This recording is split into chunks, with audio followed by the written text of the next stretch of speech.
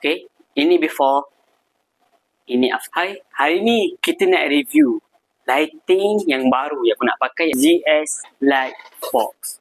Dengan 150 watt light bulb, remote control, jangan risau dia bagi sekali dengan bateri macam ni, dan diffuser. Kalau korang nak lagi berbaloi, boleh ambil GS Light Box yang complete set, semua ada. Okay, aku buka apa sebab kalau korang ambil yang complete set ni, dia datang sekali dengan bags.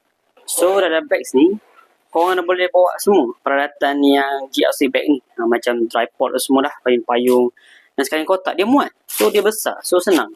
Korang bawa ni je, nak pergi studio ke, nak pergi shooting kan senang. Sekarang kita masuk pada proses pemasangan. Jom. Okay, apa yang specialnya GS Light Box ni compared to another brand adalah dia punya cara pemasangannya yang simple.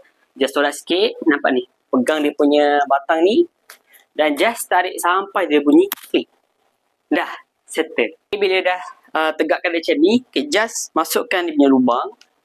Kita kuncilah dia punya neck ni. Sekarang kita just masukkan mentol ni yang kat di tengah ni.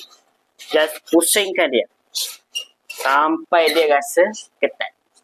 Macam ni. Kita pasang dia punya kain untuk bagi cahaya yang keluar daripada mentol tadi makin soft and smooth. GS Box juga pakai 3 pin charge. Okay, ini before, ini after. Cerah.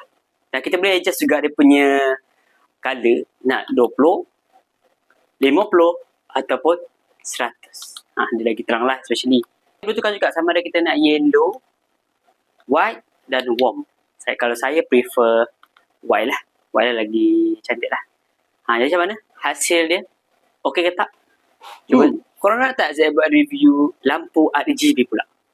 Kalau nak, komen nak di ruang komen.